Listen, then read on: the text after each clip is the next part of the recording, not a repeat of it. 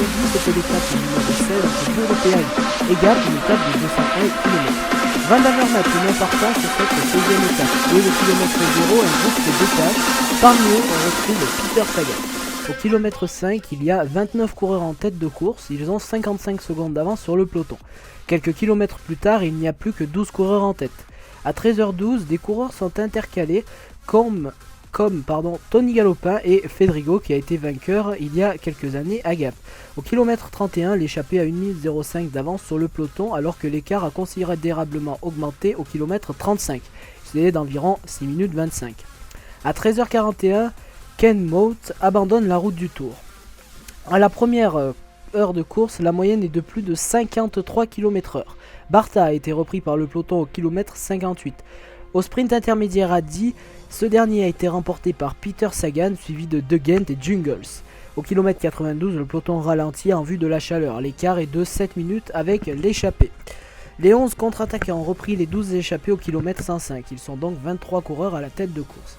L'écart lui approche les 10 minutes aux alentours des 106 km. À l'arrière, il y a une chute collective dans la montée du col de Cabre. Tout le monde repart sans difficulté. Dans le col de Cabre, c'est Serge Pauwels qui marque 5 points qui est passé en tête, suivi de De Gendt et Boasson-Hagen. Les Sky, eux, prennent le contrôle du peloton, alors que dans la descente, Sagan, en grand descendeur, a mené l'échappée d'un train d'enfer. 4 crevaisons simultanées à l'arrière à 13h38. Il s'est avéré que c'était des impressions, mais les coureurs n'avaient pas crevé. Il y avait dans ces sensations Bardet, Gaudin et Gauthier. Au kilomètre 50 de l'arrivée, il y a quelques attaques en tête de course, puis il se reforme grâce à Sagan. Hansen attaque et parvient à sortir.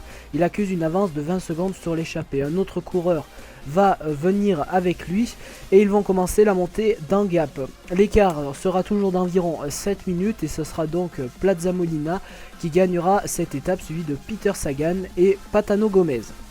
Du côté du général, Christopher Froome garde son maillot jaune, suivi de Quintana et Van Garderen qui pointe à 3 minutes 32. Notons que le premier français est le 10e et c'est Warren Barguil à plus de 11 minutes. Du côté du maillot vert, c'est donc Peter Sagan qui marque encore 20 points et du côté du général, il a 405 points, ce qui est une large avance sur André Greipel et John Degenkolb. Du côté du maillot du meilleur grimpeur, c'est toujours Froome qui garde son maillot qui est porté par Rodriguez, Joachim. N'oubliez pas que vous pouvez retrouver tout au long de cette journée les différents moments de la journée grâce aux équipes de TV16 qui étaient présentes sur le terrain. Nous vous souhaitons à tous une excellente soirée, nous vous disons à demain pour une nouvelle édition. Non pas un résumé puisque c'est un repos, mais nous partirons à la rencontre de coureurs. Les équipes de la rédaction vous souhaitent à tous une bonne soirée, nous vous disons à demain pour une nouvelle édition.